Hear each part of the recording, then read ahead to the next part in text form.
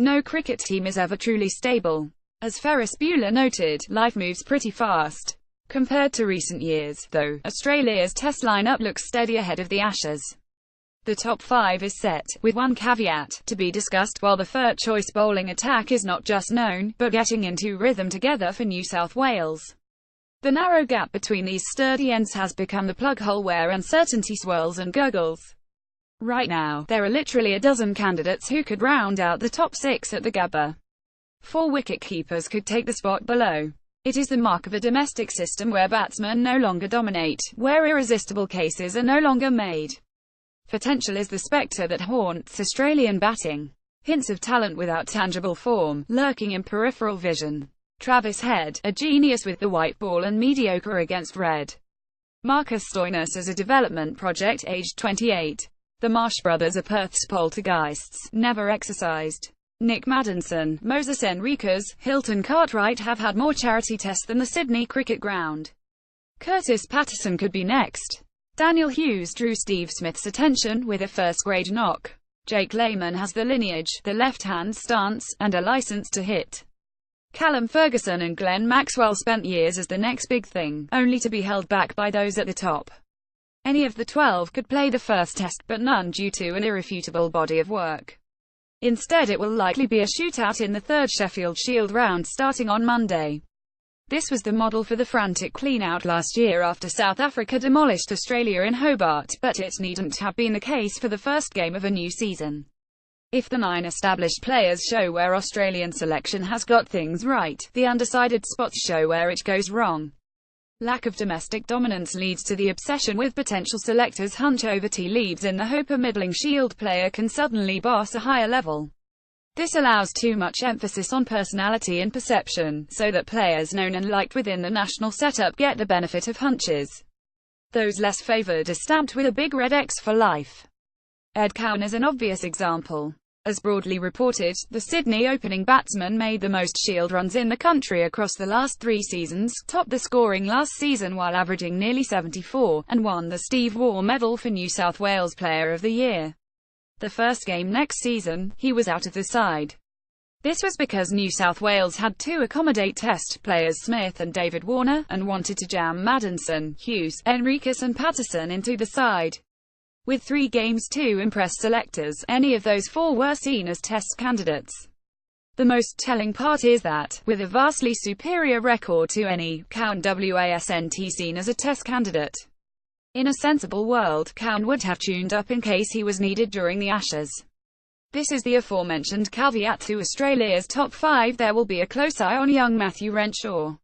Concerns have been overstated. While he hasn't been making huge scores for Queensland, he has been batting long innings, which is exactly what you want at the top against Stuart Broad and James Anderson. But if he has a run of failures, and the series is at stake, a short-term replacement might be needed. Someone who's been there before, won't be overawed, and has the best recent record in the country at that position. Except the message is clear that it won't be Cowan. When Darren Lehmann replaced Mickey Arthur as Australian coach in 2013, Cowan had just been the most reliable performer on a disastrous tour of India. He had been close to Arthur, earning hostility from senior teammates, and was everything Lehmann wouldn't like: defensive with a bat, prepared to speak out, a smart specky rich kid who didn't just read books but wrote one. You don't have to read widely to figure that Lehmann doesn't rate cricketers he doesn't like. Cowan would play one more test, push out the door to bat at Trent Bridge after being up all night vomiting with flu. When he was out, the red X was visible from the stands.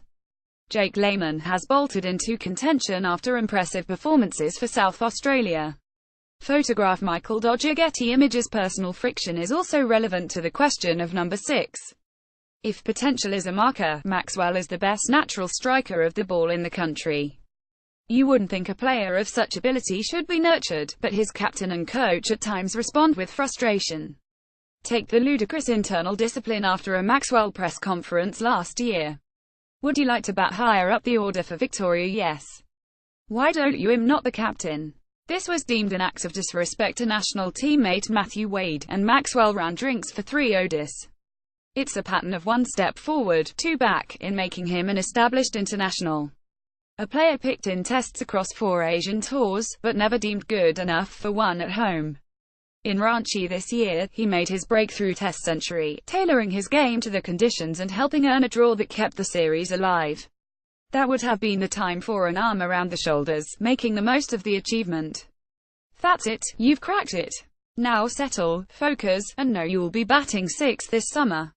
Imagine what someone of Maxwell's ability could do across a Test summer, with an attacking game honed on the bouncy tracks of Australia. Imagine he had gone into the Shield with that surety, free to work on his game rather than needing to impress. Imagine how he could terrorize a touring team across 10 innings, like Adam Gilchrist did, like Andrew Simmons learned to. The key for Simmons was that he had the backing. And imagine Australia picked wicket-keepers based on wicket-keeping.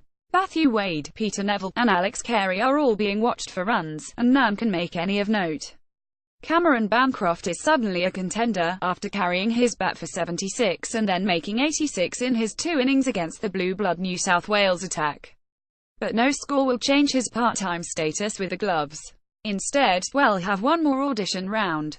Maxwell trying to build on his twin 60s at the MCG. Lehman Jr. vaulting into contention with 190 in the same game. Ferguson not part of the conversation a week ago, but back in the frame with a huge unbeaten ton. Shaun Marsh with 250s in 4 knocks. Just the one so far for Head, Patterson, Cartwright and Hughes. None for Maddinson, Enriquez, Marcia Stoinis. Instead of preparing for a top-order contingency, New South Wales throwing in every chip for an insane lottery in the middle. Where the number lands is anybody's guess. But it didn't need to be like that.